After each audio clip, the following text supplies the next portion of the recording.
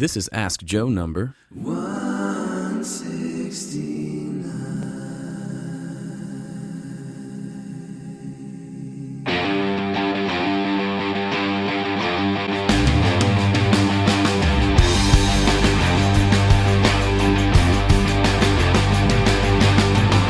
Hey, this is Joe Gilder from HomeStudioCorner.com. Welcome to the podcast. Glad to be back with you.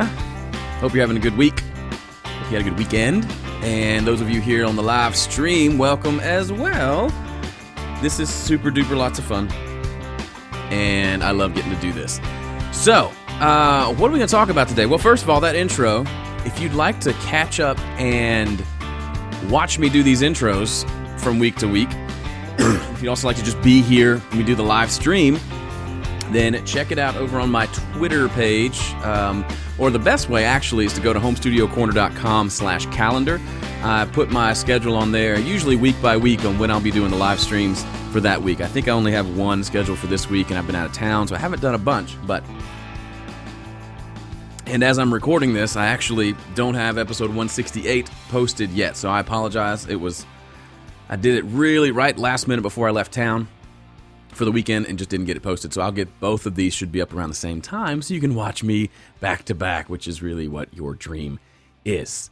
Glad to see the folks over in the live stream, folks on Twitter and Facebook. Hello. And a few of you have been jamming with me over on Snapchat, which has been super fun. So thanks for everybody who connects with me in all of those places.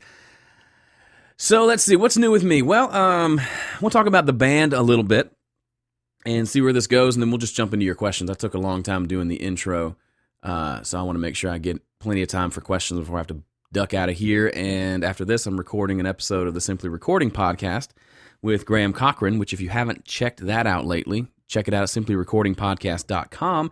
I love Graham, and I love doing podcasts and other such things with him. So, so that's going to be fun, too. We had a good episode. The most recent one, I think it was maybe 44, 45 or so. Really good episode. Check it out. So I want to talk about the band a little bit. Talked a little bit about the Road to the Ryman stuff. I haven't updated that website yet. I need to do that. Should write that down. And but I do have the band put together, which is not anything new. That's been for a couple weeks now, but we haven't had a rehearsal yet. And it's a little embarrassing to admit that, but essentially let me write down Road to the Ryman post. I need to update. Okay, all right, I'll get to that. That went into my calendar, if you're wondering, for Friday, so I'll have a note to at least do it or put it somewhere on the calendar where I'll actually do it. So I've got the band together, and we've got a place to rehearse, which is great. It's actually essentially going to be able to rehearse for free, which is really great. But we haven't actually rehearsed yet, and that's a little bit of a bummer because it feels like I had some momentum and it kind of died. And most of that is scheduling, trying to get a time when 6 people can all be at the same place at the same time. One of them's a touring musician, touring with another artist who's actually known, and so that cuts a lot of time out, and then just normal people working jobs and having late shifts and things like that. So I'm excited to finally have 3 dates on the calendar through the end of April for us to rehearse, and potentially a couple more.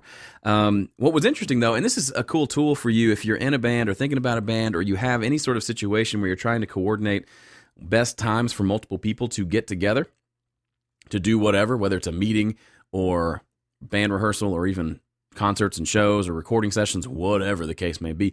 It's called Doodle, and I'm sure this is old hat, and there's probably a bajillion services that'll do this, but Doodle.com, which is fun to say, Doodle, like poodle with a D, is a really cool service. It's very simple, and it essentially allows you to basically create a poll that you can send your bandmates to. So we knew we could record probably on Tuesday, Wednesday, Thursday evenings for the most part, and wanted to lock down at least one of those a week for the next 6 weeks or so and get them on the calendar because things change so much. And I essentially create a poll, and I go in and there's a calendar, and I click on which days we're looking to try to meet, and then I enter times in for those days. It was the same time for all of them. And then I just created a link. I sent it to my folks, to my bandmates, via email, and they all log in, and they don't have to create an account. They just type their name in. They say, hey, this is Joel. I can do, and they literally just check which dates they can do. So then I can look at it, and if those of you on the live stream, I'm going to switch over and allow you to see this really quickly. You're not missing anything if you're not on the stream, but you can see this shows kind of the availability, and there's check marks next to which ones people can make. So I could see Tim couldn't make it this week and this week, and then some days, Wednesdays are better than Thursdays, and then some where everybody checked a box were the ones we picked and for the rehearsal dates. And then I'm going back and trying this again with some Thursday dates as well, or Monday, Tuesday times to see if that'll work too. So the idea, it's just a cool platform that allows you to cut back on a lot of the back and forth email stuff and actually get things on the books. I've been emailing these guys back and forth, and some people email right away. Some people take a couple days to get back to you, and you can't really plan anything while you're waiting. So it just can be a little bit of a hassle. And this actually solved the problem in like 24 hours, and we had 3 dates on the calendar after 2 weeks of kind of back and forth emailing. So anyway, it's not that I don't like emailing these people or calling them, but it makes it nice for everybody if you can do that. So that tool is free. They have a free version and then a professional version that allows you to do more stuff, but I've actually gotten a lot out of the free version. Works very well. I like it. So check out Doodle.com. That's your big quick tip from me. And you know what? That's kind of it for the soliloquy today. I don't have much else to talk about other than I've got more fun stuff coming up that I'm excited about, and that's all you get. So without much further ado, let me slide my audio over so I can act like I did this smoothly and seamlessly. Let's jump into your questions. Boom.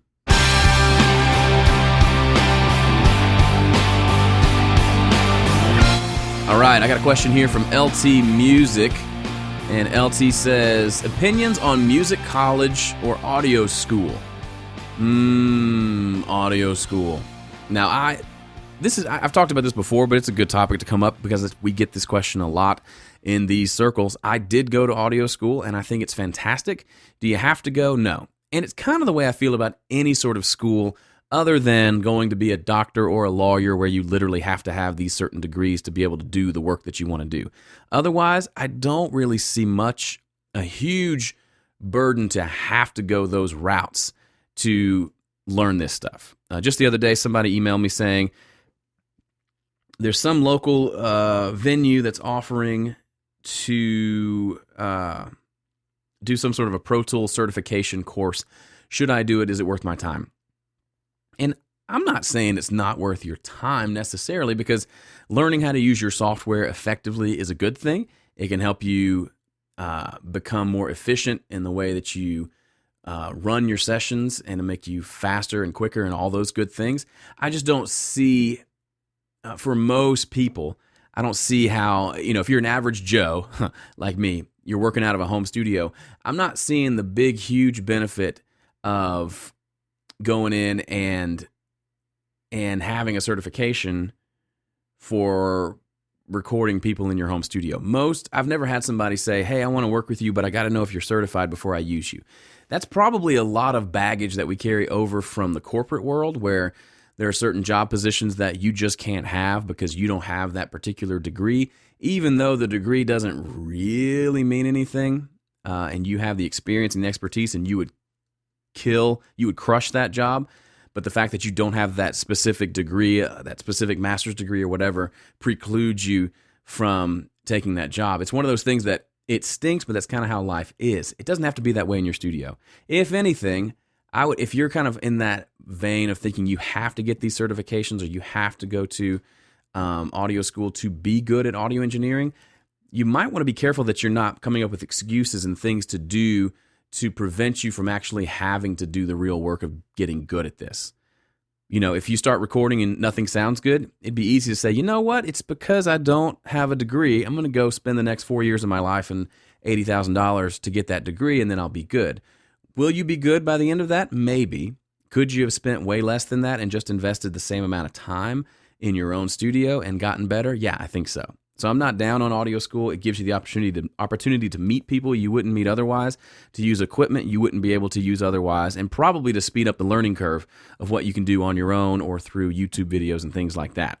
However, I know plenty of people who are successful in the industry, not just making good music, but actually making a living doing this professionally for major record labels who never went to audio school. And I think you can probably find examples of that in every line of work, right? Except for like a doctor. All right, here's a question from Tom Turnbull. Where are you from, Tom? From England. He says, do you think that anyone can learn to sing well? Man, that's the $1 million question. So I've got some thoughts on this, and it comes back to a book I read a few years ago, and I talked about this probably on this podcast. It's a book called Talent is Overrated, and I forget who wrote it. I'll look it up quickly while I'm talking. Was it Malcolm Gladwell, was it? I don't think so. But it was a really good book that kind of flies in the face of that traditional wisdom that says if you're good at something, it's because you were born that way. You have this innate talent and ability that makes you great. And therefore, if I'm not great, it's just because I wasn't born with that talent. And the book is by Jeffrey Colvin, Jeffrey with a G. So definitely worth a read. Now, I know there are other people out there who say that theory of the 10,000 hour rule, where if you spend 10,000 hours doing something, you become an expert. They've debunked that too. And so I don't think it's completely all or nothing in one way or the other. I think there are people who are born with a kind of a predisposition to be good at certain things, right? But the goodness doesn't just come naturally. It requires a lot of effort and a lot of practice. So if I wanted to be a professional NBA basketball player, the deck is stacked pretty hard against me because I'm only 6 feet tall and I don't have any sort of natural great ability to jump. And I'm not exceptionally coordinated. Could I develop all of those things? Yes. But just the way I'm built, I'm built more like a smaller version of a forward or a center. And if I was in the game with a guy who's 6'9" and has 100 pounds on me, then no, there's no chance I'm ever going to do anything worthwhile in that scenario. So there's some level of you have to have a disposition. So with regard to singing, you have to be born with, you have to have a voice, right? And it has to not be messed up, I suppose. But other than that, if you have a voice and you're willing to put in the work, I think you can learn to sing. I think it's certainly possible. I think everybody can put a note out there. You don't have to have perfect pitch to become a good singer. But I don't know that I would say, now, I would say everybody can probably learn to sing. I wouldn't say everybody could learn to be an Aretha Franklin. You know what I mean? There's something just, especially when we're talking about something that involves your body, right? Could I learn how to speak Japanese? Absolutely. There's no physical limitation to speaking Japanese other than just having the mental capacity to do it and the work ethic to get it done. I could do that absolutely. Could I do a backflip? I don't know. I don't know if I have the ability to do that just physically the way I am. So when it involves your actual body, then things change a lot. So singing involves your body, right? It could very well be that you just don't have the motor control or whatever that would be to control your vocal cords enough to sing a pitch. Now, can you learn that? Maybe. I don't know. But I would venture to say it's a more uphill battle if you can't sing. But the real question is, it sounds like what you're asking for. And I've gone on a tangent that I don't think really matters, but it sounds like what you're asking is for permission to learn how to sing. And I would say, why are you asking me for permission? If it's you, if you're the one who thinks you want to learn how to sing and you can't sing right now, or you don't think you can sing, go for it. The only way to answer that question for real is for you to get in there, hire a vocal coach, and go. Or figure out some other way to train yourself to sing and to put a lot of effort and time into it. And you may find out that you can, you may find out that you can't. But I don't think researching it and getting opinions from a lot of people is going to really give you the answer you want without you jumping in and doing it. I'm a halfway decent, simple lead guitar player. Could I get to the point of being able to rip big, awesome solos? Absolutely. I've got to be willing to put that time in. And up to this point in my life, I've not been willing to do that. I've just gone to other people who are better at that, or I stick to my simple guitar part. So I don't know if that helps, but those are some things that come to my mind when you ask that question. Tom Dagan says, when you compose tunes, do you think of the chord progressions and write a tune to it, or vice versa? Yeah, I've heard people talk about how they'll come up with a melody and they'll almost write the entire song with just the melody. Then they'll go back and figure out what chords they want to play underneath that. For me, I'm the opposite. I've got to have a chord progression first 99 times out of 100. And then I figure out some melodies that work with that progression and kind of work from there. So for me, it's not a matter of writing melodies first. It's a matter of the music comes first and then the melody. But that's certainly not right or wrong, but that's the way I end up doing it. Good questions. Let's see what else we got in the emailed in questions, which you can email in questions at askjoegilder.com. Check it out, askjoegilder.com. Next up is a question from Vincent Colucci from Minnesota. And he says, I use Studio One 3, and I do a lot of volume mix and panning. I don't know what that means. But when I add plugins to the main output tracks that I have panned left and right, they're no longer panned. Okay, so you're talking about you have something panned to the left, you add a plugin, and it sends it right up the middle. You're probably adding a mono plugin, or you've routed everything to a mono bus, or you're putting a mono effect on a stereo bus, which will make that bus mono because it can't be anything else if you're going to put a mono effect on there. So make sure you're putting the right version. Some plugins will come with a mono and a stereo version. Make sure you're using the stereo version if you want things to be panned. Good question, though. Excuse me.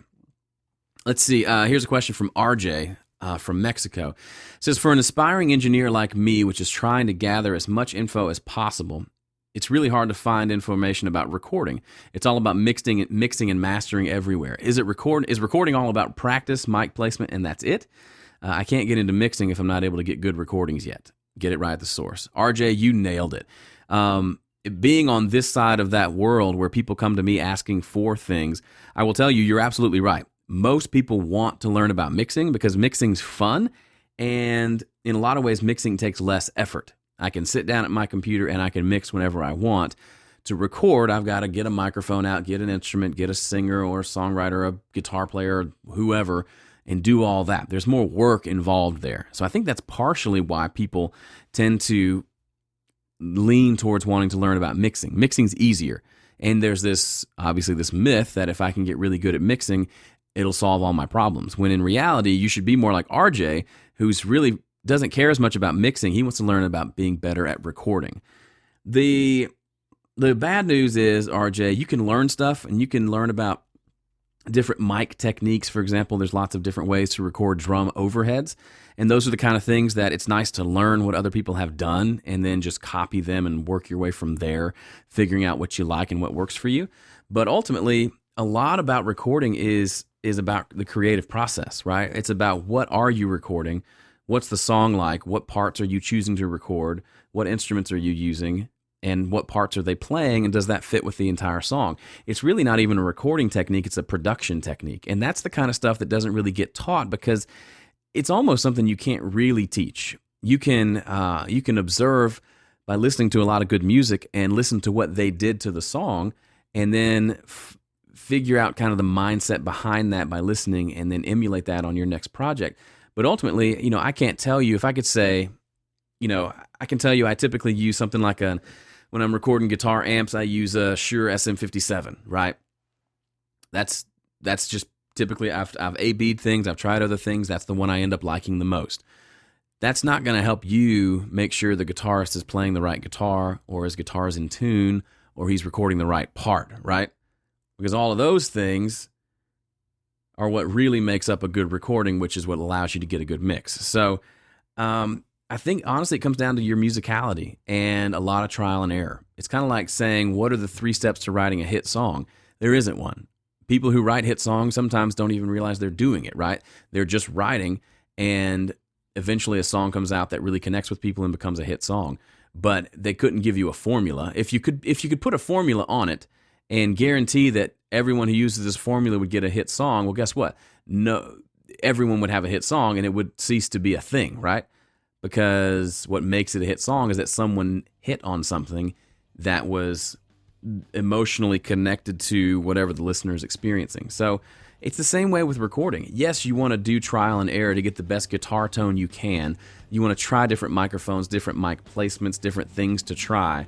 But ultimately, you're not going to get a lot of information about recording because it's really all up to you and what you hear in your head and what you want to see happen creatively on paper.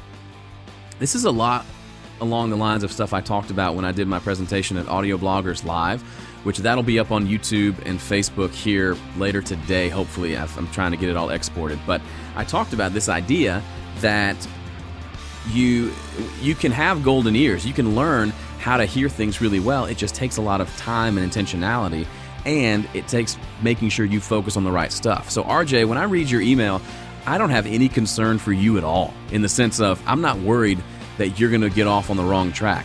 Because you get it already, you know what's important, you're going to create better and better recordings, which will in turn give you better and better mixes. So I'd say keep doing what you're doing, make great music. That's all you can do. All right, that's it from me. See ya.